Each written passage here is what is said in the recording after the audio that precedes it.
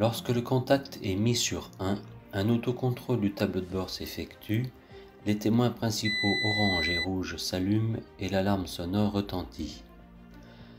Le tableau de bord affiche le contour moteur, la température des liquides, la position de l'articulation du châssis, le niveau des réservoirs carburant et AdBlue, l'indication du compteur d'heure et l'accès aux différents menus. Le menu machine donne accès au réglage du moniteur avec le choix de la langue, la luminosité, les unités, aux paramètres de la machine, réglage de transmission, commande de nivellement, les feux, au toto avec un compteur depuis la mise en service de la machine et un compteur pouvant être réinitialisé, au menu service avec les codes diagnostiques et autres paramètres de fonctionnement de la machine. Sur le plancher de cabine, vous trouverez à gauche la pédale d'approche permettant l'engagement progressif de la transmission et facilitant les manœuvres précises, la pédale de frein de service et l'accélérateur de régime moteur.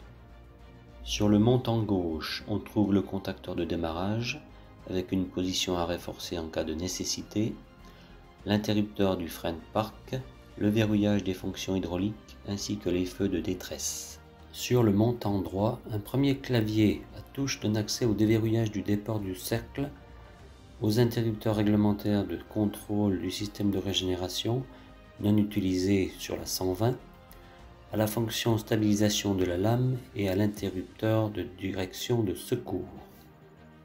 Un second panneau permet de contrôler l'éclairage des feux de route et les projecteurs de travail de la machine, ainsi que le gyrophare. Le troisième panneau donne accès à un bouton Aide affichant la fonction de chaque autre bouton sélectionné, à l'option amortisseur de lame, aux 3 boutons permettant le réglage du régime constant, au passage automatique des rapports, au blocage différentiel automatique et à la synchronisation automatique de l'articulation avec la direction avant, avec le choix uniquement en marche avant ou dans les 2 sens de déplacement. Le manipulateur de direction intègre l'inverseur de sens de marche et les boutons de sélection de rapport, le bouton d'alignement automatique de l'articulation, ainsi que les 2 boutons noirs de commande d'inclinaison des roues avant. Le déplacement latéral du manipulateur permet de commander la direction de la machine alors que sa rotation articule le châssis. Le déplacement vers l'avant ou l'arrière commande la montée ou descente du côté gauche de la lame.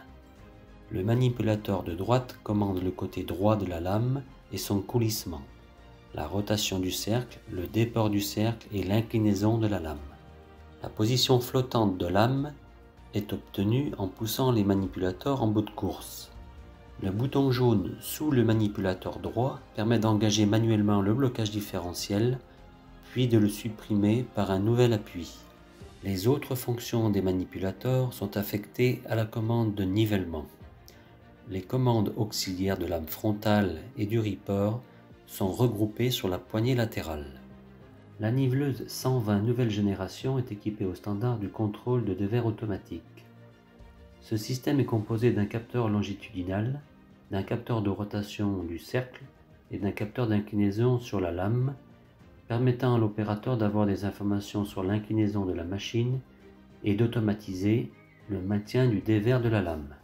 L'écran présente le côté de la lame automatisée, repéré en bleu, la valeur réelle de la pente transversale et la valeur cible de pente transversale.